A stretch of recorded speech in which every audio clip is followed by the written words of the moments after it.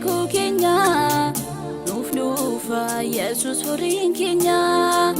abdiin keenya nuuf dhihoo jira galma qabna ilaallu kan bira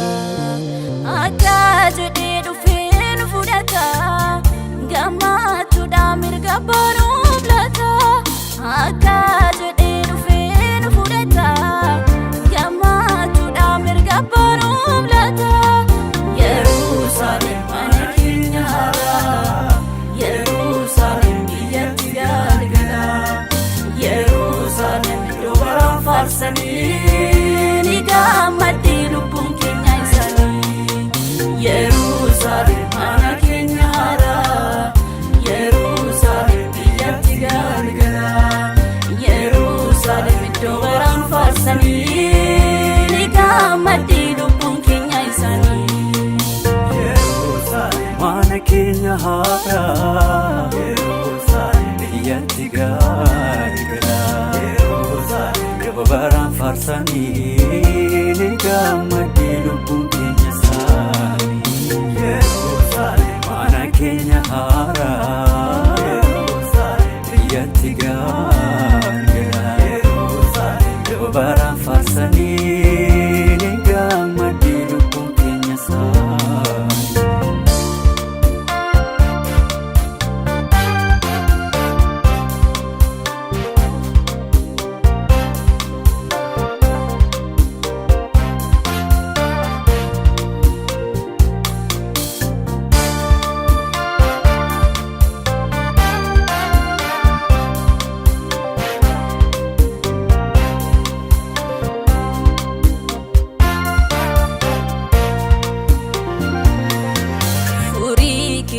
Uf kottu si waamna hunda disnee suma duwwaa eegna abdiin qabnu nuyi biyya lafati hunduu hin darbaan malibsuu ijaati kan nu eeggannu Yesuus dhufuu keeti akka jedhee dhufee nu fudhata gammachuudhaan mirga banuuf laata akka jedhee dhufee nu fudhata Yerusaalem mana keenya haaraa Yerusaalem biyyatti galgala Yerusaalem iddoo baraan faarsanii ni gammaddi lubbuun keenya isaanii Yerusaalem mana keenya haaraa Yerusaalem biyyatti galgala Yerusaalem iddoo baraan faarsanii ni gammaddi lubbuun keenya isaanii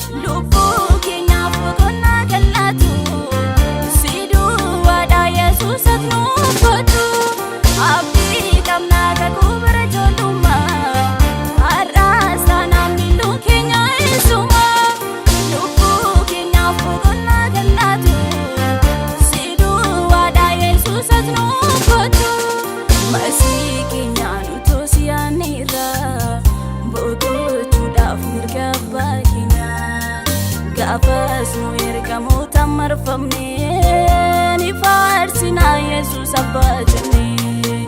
masii keenyaan utuu si aanneerra boqochuudhaaf mirga abbaa keenyaa gaafas nu ergamoota marfamnee ni faarsinaa Yesuus abbaa jennee masii keenyaan utuu si aanneerra boqochuudhaaf mirga abbaa keenyaa Gaafas nu ergamoota marfamne